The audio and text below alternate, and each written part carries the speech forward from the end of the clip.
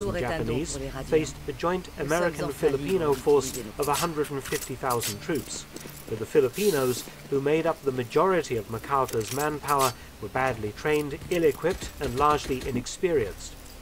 As in Hong Kong and Malaya, the Japanese soldiers were experienced China War veterans who enjoyed complete air superiority and armoured support. MacArthur's deputy commander, Lieutenant General Jonathan M. Wainwright, was unable to prevent the Japanese from landing, and forces under Major General G.M. Parker, that was supposed to block the road to Manila, were dispersed by strong enemy assaults. The Japanese began to drive towards Manila virtually unopposed by organized resistance, as thousands of refugees fled before it, and Japanese aircraft bombed and strafed at will. In Manila, the nurses had their hands full dealing with casualties evacuated from the front lines and those caught in Japanese bombing raids, which were increasing in intensity. Quote, "There were so many casualties they were putting the litters out in the courtyard," recalled Lieutenant Ullum. The strain on the medical staff was enormous. Quote, "Whenever there was a lull in the bombing, we'd put a blanket down on the floor of the OR and sleep until the casualties started coming in again." Unquote. As Japanese forces approached the city at the end of December, both Clark Field and Manila itself were evacuated. "We left the city at 2 a.m. in a field ambulance," said Ullum, dodging the craters. Most of the Allied forces surrendered or were overrun and captured as the Japanese drove away from the beaches towards the Filipino capital. The main American unit, the U.S. Philippine Division, moved into the field to cover the withdrawal of units into the Bataan Peninsula beside Manila Bay. MacArthur activated a pre-war plan to defend only Bataan and Corregidor Island in the bay on the 26th of December, no one quite believing that the situation had got so bad so quickly. It looked as though the mighty United States was going to lose the Philippines entirely. 2 army nurses had already been captured by the Japanese when Camp Hay was overrun 200 miles north of Manila on the 27th of December. MacArthur ordered 50 army nurses and 1 from the Navy out of Manila into the Bataan Peninsula shortly after, concerned lest they fall into enemy hands. He also desperately needed trained medics, male or female, as the casualties continued to mount daily. They worked tirelessly, treating wounded American and Filipino troops trapped by the Japanese advance. Throughout January 1942, the Japanese launched limited assaults into the Bataan perimeter, which was held by a mixture of Filipino and American forces. MacArthur's army had nowhere to go, and was being slowly worn down by constant combat. Supplies were running out because the US Navy was largely unable to get ships into the trapped army. Japanese air power ruled out any attempt to evacuate the army from the Bataan Peninsula, as the British had done so successfully at Dunkirk in 1940.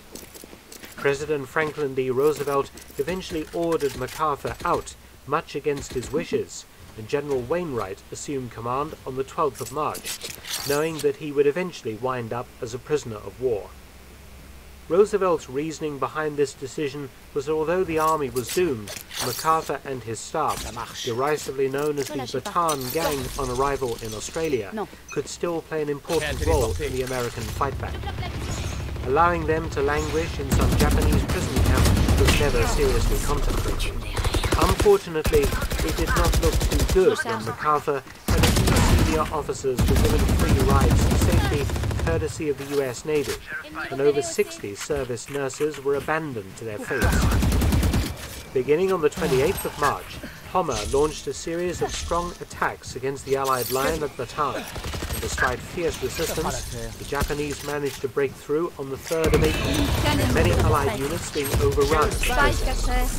The American and Filipino soldiers were badly malnourished as their food supplies had evaporated, and they were riddled with tropical diseases as medical supplies had been used up too.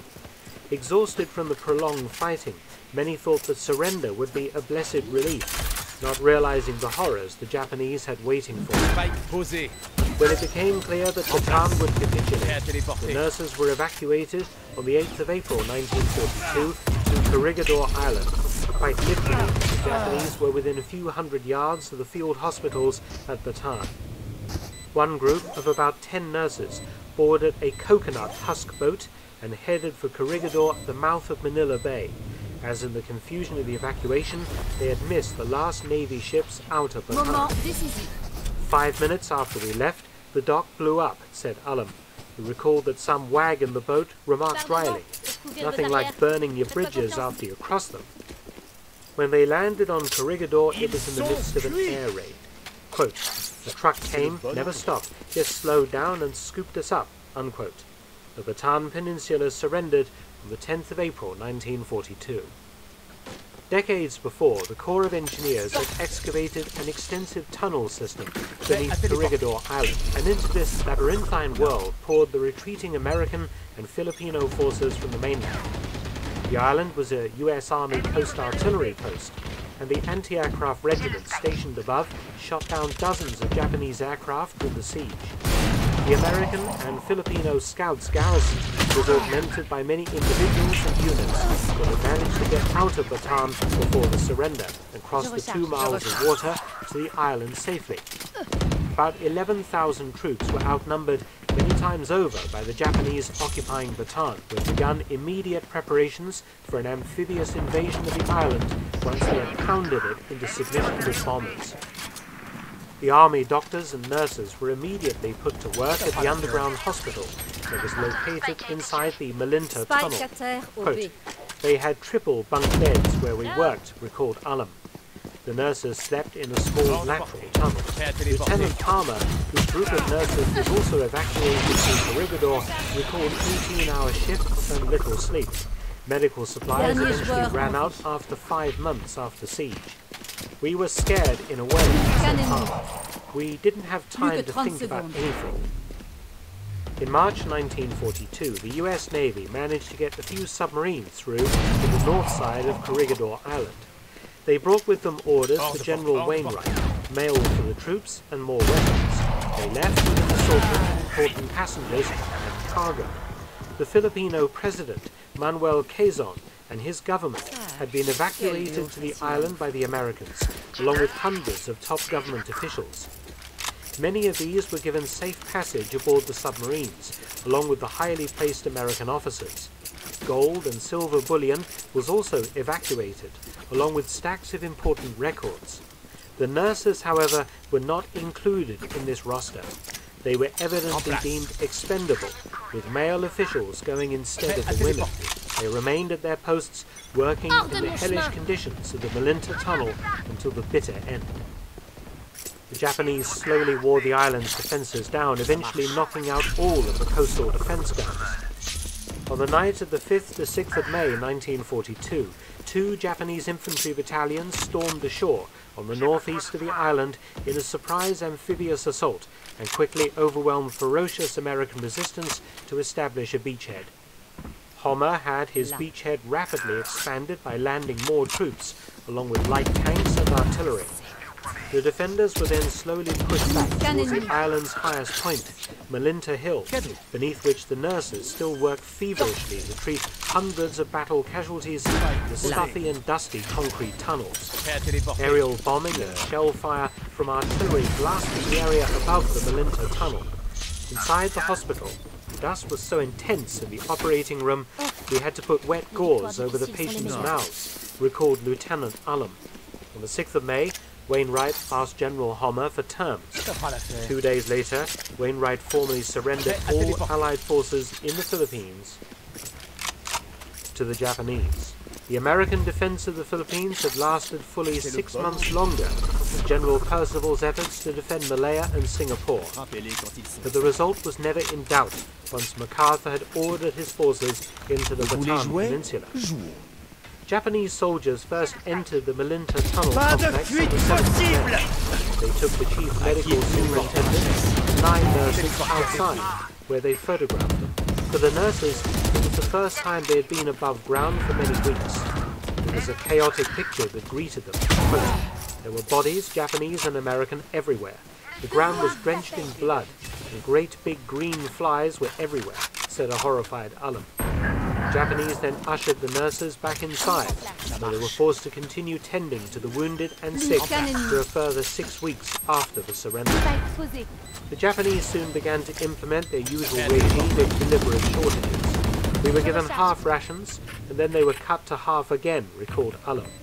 Complaining was useless. The Japanese dealt with any demands for improved conditions with extreme brutality.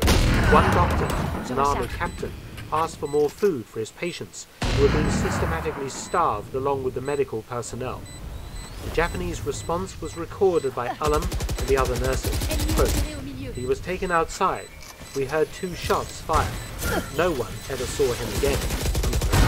In July 1942, the 68 American nurses were put onto a ship, along with 1,000 patients, and sent back to Manila. For the nurses, a new phase of their captivity was about to begin in a civilian internment camp. It was by no means certain at that stage that all of them would survive the war. Margaret Ullum was to sum up the next 3 years' imprisonment thus. It was beriberi, starvation, scurvy. Many of the Allied civilians captured at the fall of the Philippines were herded onto the campus of the University of Santo Tomas, located on the outskirts of Manila. It had originally been established in 1611. About 4,000 Americans, British, and other men, women and children, along with Germans and Italians, were imprisoned in the makeshift internment camp, initially under Japanese consular service officials rather than the military. The first 2 years were fairly pleasant, recalled Lieutenant Rita Palmer, an American nurse captured on Corregidor in 1942. The Japanese commandant was a civilian who for many years lived in Manila. The inmates represented all of pre-war white society in the Philippines, and most of the internees were middle-class professionals or skilled workers. They included bank presidents, missionaries, teachers, company vice presidents and their wives, teenagers from private schools, veterans from the Spanish-American War, newspaper editors and reporters, doctors, military nurses, housewives, children, musicians, writers, prostitutes, engineers, chemists, plumbers, electricians, administrators, society belles and Rotarians, college professors, clergymen, nuns and priests, and even professional entertainers. A large group of American nurses had been captured on Corregidor Island and elsewhere in the Philippines were initially kept segregated from the main prison population at Santo Tomas for 7 weeks after their arrival there. They thought we were dangerous because we'd taken care of the military, remembered Lieutenant Madeline Ullum. Eventually these military prisoners were released from isolation and became fully integrated into camp life. The nurses were required by the Japanese to work for 4 hours a day in the small camp hospital. Quote, "Everyone capable of working was expected to do so, and in fact was assigned some task," unquote. The prisoners lived in small families, as they came to call them tight-knit little groups that bunked together, ate together, and worked together. Santo Tomas camp was filthy, and the hundreds of prisoners were initially herded inside. Quote, "The books in the library, furniture and woodwork were alive with bedbugs. We soon learned not to be embarrassed or disgusted if one was seen crawling on someone's shoulder. It was unavoidable," Palmer noted. The Americans immediately set to work trying to improve the conditions inside the camp, primarily to stave off epidemic infections. Quote, "Weekly inspections were held in an attempt to make the camp as livable and as sanitary as possible. Rooms were kept orderly, cobwebs and dust were cleaned away, but there was always some people who could not be forced to be clean," unquote. The American nurses were kept busy working in the hospital, cooking and cleaning alongside the other inmates of their families and collecting precious food. Food rapidly became the main topic of conversation among the internees, for there was never enough to feed nearly 4,000 men, women and children. For the first couple of years, the Japanese civilian administration allowed the prisoners to supplement their diet by visiting local native markets and allowing some Filipino traders into the camp practically every day. Allotments were also laid out to grow vegetables, though some of the campus grounds were taken up by shanties, as there was insufficient space inside the university buildings to house all of the internees. Lieutenant Palmer described how our group was the envy of the whole camp when one day we ate corn off the cob grown in our own camp garden. Internee Hattie Brantley recalled, "We were so hungry that when we ate a banana, we ate the skin too." There were good and bad aspects to life as an internee inside Santo Tomas. Until the Japanese army took over the running of the camp, the administration was fairly relaxed, and there was no abuse by the guards. Quote, "They didn't bother with us very much as long as we went about our business and did not attempt to communicate with the outside or break their curfew regulations," Palmer observed. Education courses were organized, as the camp population contained many professors, priests and teachers, and a full program of classes ran through 3 semesters each year, plus the summer vacation. Subjects as diverse as philosophy, English literature, sociology, history, music and languages were offered. Extracurricular activities flourished while the food situation held up in the beginning, and there was baseball. The commandant was a pitcher in the camp's softball league, golf, symphony concerts and lectures. Full stage productions were managed, such as at Christmas 1943 when The Messiah was performed with a 100-voice choir and a large orchestra. However, some of the internees, both male and female, were determined to continue to play a part in the war, and it was these brave souls who risked the wrath of the Japanese occupation forces by their clandestine activities. One major problem that faced the US Army nurses at Santo Tomas was the lack of money with which to trade for food and other goods. Before their capture on Corregidor in 1942, the American High Command had ordered the nurses to destroy all of the paper currency they were carrying to prevent it being looted by Japanese troops. Inside Santo Tomas, those internees who had money were considerably better off than those without, as the camp authorities tolerated a thriving black market.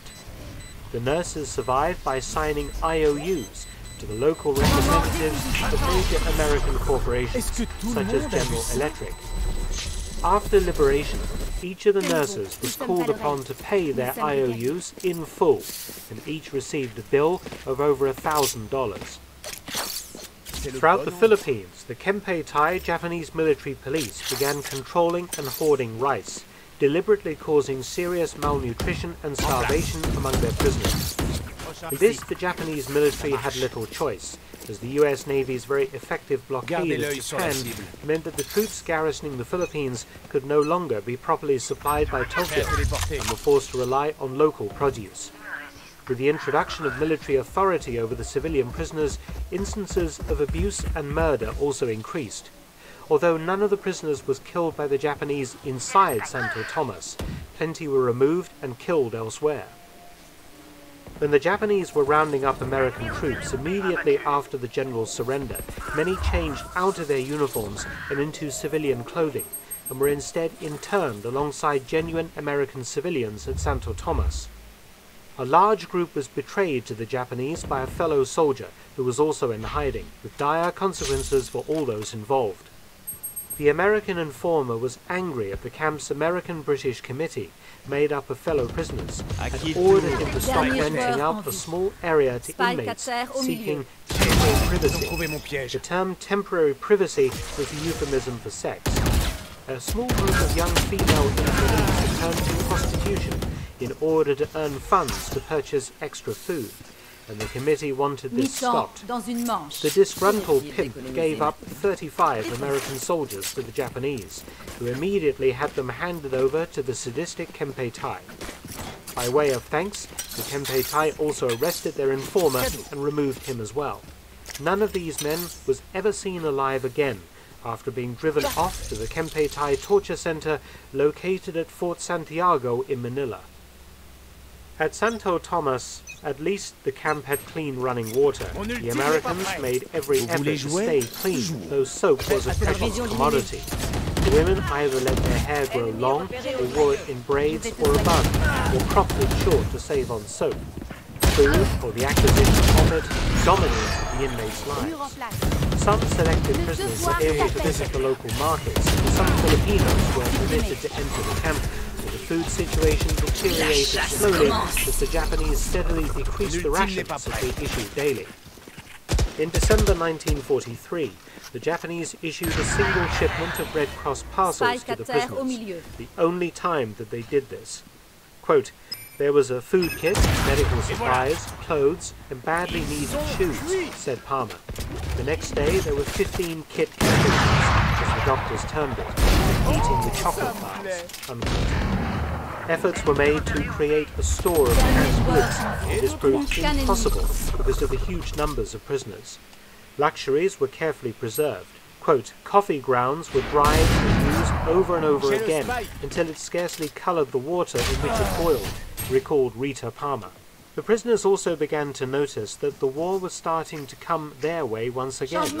Increased American air activity over Manila, including several air raids, caused the Japanese to close the main gate to the camp permanently in January 1944. Thereafter, the prisoners would have to survive on a steadily decreasing Japanese ration of rice, as no more supplies of fresh food could be brought into the camp legally. The only way to obtain fresh food was through contacts in the Philippine underground movement. Quote, "When it seemed as if conditions could be no worse, the Japs would take more food from them. Each one dipped into his supply of stored goods," Palmer noted. Thus, when the real emergency arrived, nothing was left to eat, unquote. The prisoners took to novel ways to obtain food. Palmer remembered how. Quote, "One day a pig escaped from the Japanese-owned pen and ran in among the shanties on the grounds of Santo Tomas. Strangely enough, it disappeared instantly without making a squeal. The Japs could never understand what had happened to it and searched for it diligently. They never learned that some of the men living in the shanties fed the pig sodium amytal tablets, and when the pig was sufficiently doped, it was killed." Since their incarceration had commenced, many of the internees at Santo Tomas in Manila had also maintained covert communications with Filipino friends outside the wire, in a similar manner to those in many other ghettos and camps throughout occupied Asia. Food, medicines, and news were smuggled into the camp with the help of the Filipino resistance, as several internees paid the ultimate price for their efforts to save lives. In January 1944, the Kempei Tai arrested 3 female missionaries and immediately removed them from Santo Tomas to their headquarters at Fort Santiago. The 3 women were Dr. Hawthorne Darby and Helen Wilk, who had jointly run the Emmanuel Cooperative Hospital in Manila before the Japanese invasion, and the Reverend Mary Stagg, minister of the Cosmopolitan Church in Manila. Darby, Wilk, and Stagg were horrifically tortured for nearly 8 months by the Kempei Tai, before finally executed by firing squad on the 28th of August 1944. Hunger drove some people to extreme lengths at Santo Tomas. Stealing among the prisoners increased dramatically, leading the camp committee to take steps to punish those who were caught. Extracurricular activities dropped off as vitamin deficiency diseases like beriberi and scurvy increased. Quote, "Some people became panic-stricken and ate boiled hibiscus leaves or cats, but the doctors soon put a stop to this, so those people became very sick.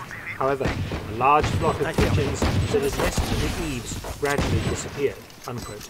The Japanese cut the rice ration from 3 servings a day to only 2. Lumps appeared under the skin caused by the starchy diet, Palmer noted. Hands and feet became swollen, and it was with great difficulty that the people climbed stairs to their rooms. A few of the elderly internees actually died of starvation, but fortunately the children fared a little better. Quote, "During the periods when the Japs were dining, the children would hang around the table. When they could not stand it anymore, they would toss scraps of food from the table to the wide-eyed, hungry children." Unquote. As American air raids increased in ferocity and regularity, the internees were not allowed outside the buildings after dark, and the camp was completely blacked out at night. American pilots sometimes buzzed low over the camp in the daylight in sleek silver B-51 Mustang fighters. They would tip their wings, and the prisoners would cheer wildly as Japanese guards ran around yelling and screaming. Each day at Santo Tomas began in a rather surreal manner. Reveille was sounded at 6:30 a.m. The Japanese allowed the prisoners to choose which record to play to wake the camp. If there had been an air raid the previous night, pennies from heaven drifted across the camp the next morning. This became a source of laughter and jokes among the internees. If no raid had occurred, "I'm biding my time" was often used. The Japanese eventually wised up to the American sense of humor and banned this particular selection of music. Quote, "Older than the 3 years of imprisonment, the Japanese could never understand the sense of humor and the laughter of the prisoners," said Palmer. "A disgraced group of people who had just lost face surely had nothing to be happy about. The Americans maintained their sense of humor the entire time." Unquote. It was an example of the deep cultural divide between Eastern and Western peoples that was such an important feature of the war in Asia and contributed so much to the attitude of the Japanese towards their prisoners. At 8 a.m., Tenko was sounded, which was roll call, and the prisoners were required to parade before their accommodation and bow to the Japanese as they passed by on inspection. This too was treated with some mirth by the Americans, who exaggerated their bows in mock obedience to their Japanese masters. The American nurses at Santo Tomas tried to hold on to a sense of solidarity and camaraderie among themselves, if only to reinforce their often flagging morale. Rita Palmer observed, "Every occasion for a celebration was grasped. The birthdays and anniversaries of the members of each one's family far away in the United States or some country were duly feted with a special tablecloth and a cake baked in an oven, which one of the internees called a flower pot stove, for it looked very similar to an inverted flower pot. After those wore out the shelled pieces, the women became experts in scrounging material to produce new clothing. Blue denim was particularly prized for its durability. Each person had to fashion his own clothes, design, cut and sew by hand. One of the men made bamboo knitting needles for the women, and the women knitted and crocheted underwear and socks. G-strings were worn more often than any other article of underwear by both men and women, for they were easy to make and cool and comfortable to wear. Shoes were replaced by bakis, wooden soles tied with hemp strings to hold them to the foot. In late December 1944, one of the female Italian prisoners at Santo Tomas camp in Manila, Mrs. J.D. Manciarini, was arrested by the Kempeitai and hauled off to Fort Santiago. Manciarini, who was a nurse, was a major contact with a Filipino underground outside Santo Tomas, and was part of a ring of prisoners who were helping to keep their fellow inmates alive by arranging for food and medicines to be smuggled into the camp. Any act of the Filipino resistance was viewed by the Kempeitai as terrorist activity, and therefore part of a vast anti-Japanese plot to undermine the greater East Asia co-prosperity sphere, as they called their slave empire. Death was the usual punishment after months of inhuman torture to extract a confession, real or false. Under extreme duress, Manciarini gave the Japanese 3 names.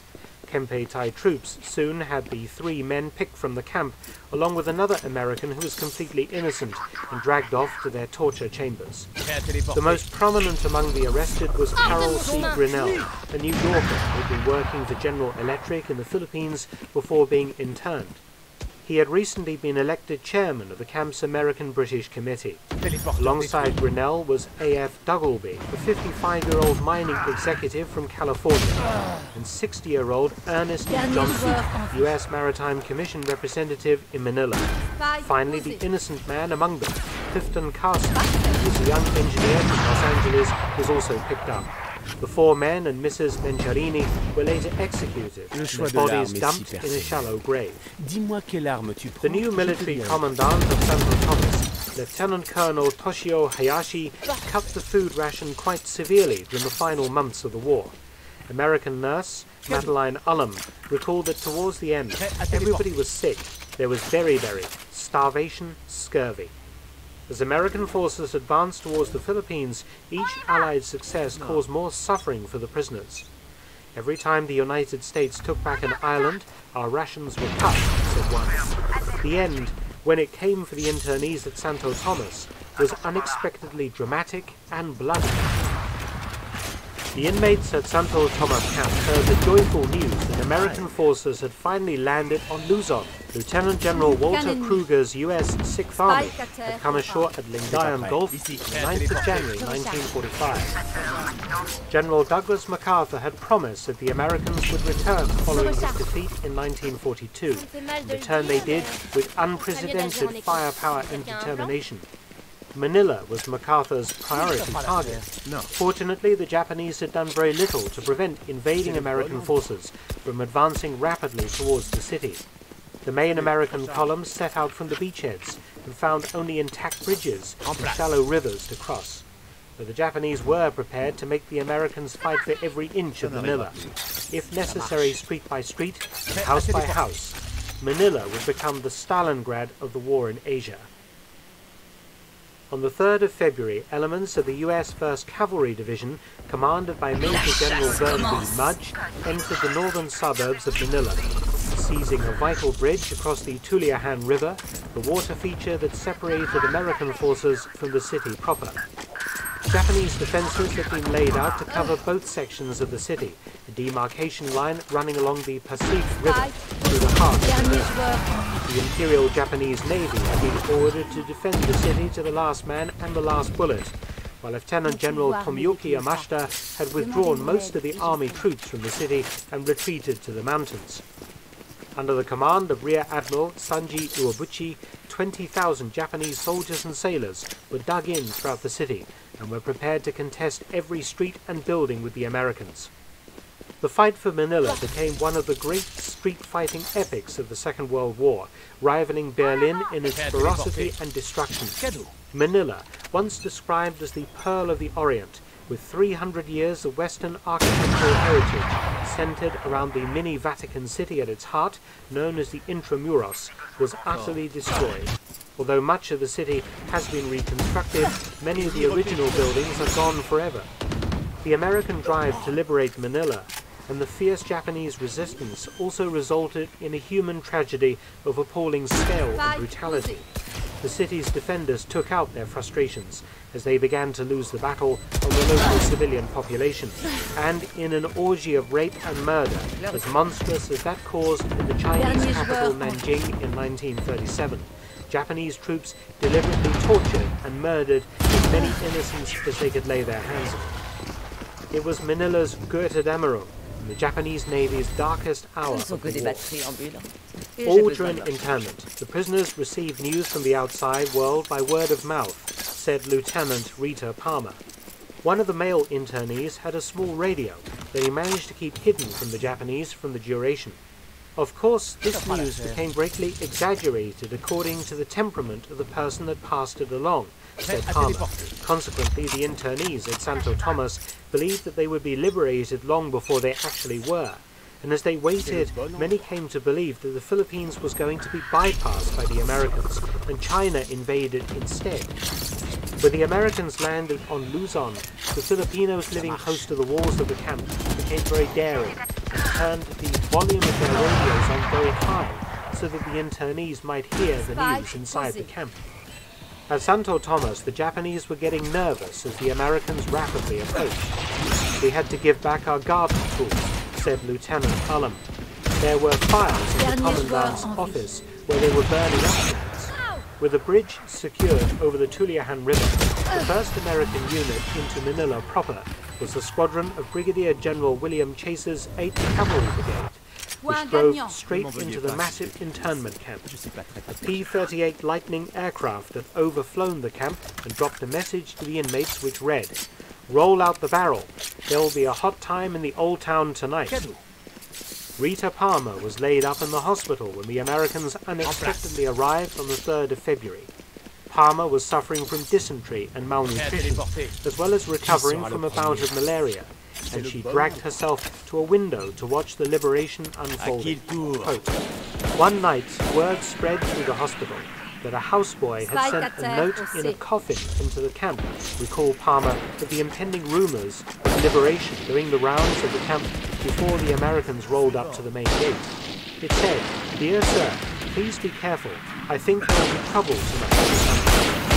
Palmer and many of the other internees were apprehensive lest lightly armed Filipino resistance fighters might attempt to liberate the camp, as they would have been no match for the heavily armed Japanese.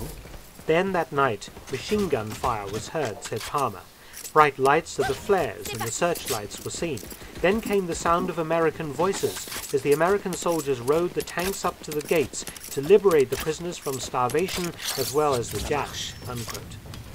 Chase's men broke into the camp at 9 p.m. and fought the guards at the main gate, a Sherman tank pushing the gates aside as it nosed into the main courtyard with its searchlight blazing. Placed under pressure, the commandant, Lieutenant Colonel Hayashi, retreated with his 46 remaining men and a large contingent of internees to the education building, where they holed up. Some Japanese were separated from Hayashi's group. The prisoners began streaming out of the buildings and shanties as American infantrymen fanned out inside the perimeter. We all walked out as we called columns. The captain of the Japanese guards came out too. He reached in his shirt pocket for a grenade. He was going to kill us all. They shot him right in the neck, unquote. Others may be referring to the Japanese officer who rushed out in front of the American tank, brandishing a drawn sword and a pistol. He had been shot down immediately and wounded in the stomach. Groaning and writhing on the ground, he was seized by the legs and dragged to the main building clinic, internees kicking and spitting at him, one or two men even slashing him with knives, and some women burning him with cigarettes as he was pulled past them. The Japanese officer died later in the infirmary, but not before receiving medical treatment from the American soldiers. Local Japanese forces turned their guns on the camp when they realized American forces had invested most of the compound. Artillery fire rained down for several minutes, scattering prisoners and liberators alike. Japanese gunfire killed 22 unfortunate internees who had waited so long for liberation, and wounded a further 39. When the firing ceased, some Japanese still remained in control of part of the camp, and they were holding hostages. Demanding that he and his men be allowed safe passage to join Japanese troops in the south of the city, Colonel Hayashi threatened to slaughter his hostages unless the Americans agreed to his terms. On the 5th of February, the Americans did reluctantly agree, and the hostages were freed.